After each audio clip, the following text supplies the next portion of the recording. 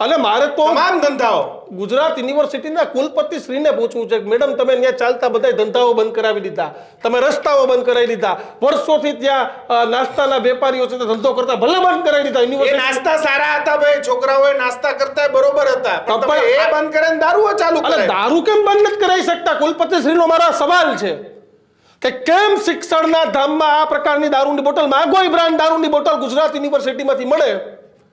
તમે વિચાર તો કરો. ગુજરાત યુનિવર્સિટી એક સમય હતો કે રાજ્યની સૌથી મોટી યુનિવર્સિટી કઈ? તો કે રાજ્યની સૌથી મોટી યુનિવર્સિટી ગુજરાત યુનિવર્સિટી કહેવાય ને તેના દાખલા દેવાતા હતા.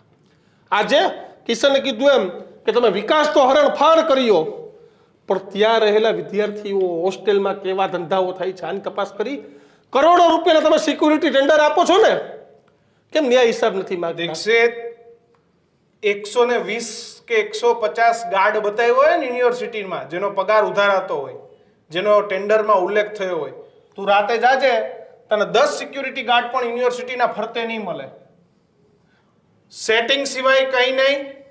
ભ્રષ્ટાચાર કેમ કરવો, આવેલી ગ્રાન્ટોને કેમ ચાવી જવી, આના સિવાય કોઈ ધંધો નહીં. વિદ્યાર્થી હિત કે વિદ્યાર્થીઓને કેવી રીતે આગળ લઈ જવા, એ તમામ સૌથી મોટી વાત એ છે કે એક સમય હતો કે વિદ્યાર્થી સંગઠનો પણ ત્યાં ફૂલ પ્રૂફ કામ કરતા હતા, પૂરા કરી દીધા. આજે દેખાવ જ છે. એને સિવાય એવું કે એબીવીપી બંનેના નેતાઓના જ આમંત્રિત કર્યા છે, સવાલો કર્યા છે. તમારે શું આના વિડીયો બનાવવાના? કેમ એને સિવાય કે એબીવીપી જનજાગૃતિનો કાર્યક્રમ નથી કરતા? કારણ કે આમને સિન્ડિકેટ સભ્યો બનવું હતું, આમને વેલફેર મેમ્બર બનવું હતું. આ બધું સમાપ્ત થઈ ગયું. વિદ્યાર્થી નેતાઓ પણ રાજકારણ ચમકાવવા જતા હતા. જેવું રાજકારણ યુનિવર્સિટીઓમાંથી આ બધી સેનેટ અને આ બધી પ્રક્રિયાઓ દૂર થઈ, એટલે હવે એ નથી જતા. એટલે કુલપતિ મહોદયોને તો સમજવું જોઈએ કે જ્યારે શિક્ષણ મંત્રી ત્યાં સફાઈ કરવા આવ્યા ને એના હાથમાં દારૂની બોટલ આવી હતી અને ભાગવું પડ્યું હતું બોટલ છુપાવીને. યાદ છે ને મેડમ? શરમ. એટલે તમે વિચાર કરો કે સફાઈ કરો ને, એ ગુજરાત યુનિવર્સિટીમાં જ્યારે શિક્ષણ મંત્રી સફાઈ કરવા આવે ને એના હાથમાં દારૂની બોટલ આવે ને ખાલી. આમાં કિશન કોઈનો વાક નથી. પોલીસ કોઈ નહીં. મોટા ઉપર જેમ કુલપતિ મહોદય આખો ધંધા બંધા બધું બંધ કરાવી દીધું, કરાવી દો દારૂની બંધ. અને તમારી જવાબદારી છે ભાઈ, તમે વિદ્યાર્થીઓના ગાર્ડિયન છો, તમારી જવાબદારી છે કે અહીંયા ભણવા દીકરો કે દીકરી એ આ લતમાં ન ઘૂસી જાય, એ જોવાની જવાબદારી છે. અને ચલાવો ને જનજાગૃતિ અભિયાન દારૂ માટેનું, કે દારૂ નહીં, ડ્રગ્સ સારું નહીં, આ સારું નહીં, કરો ને બધું.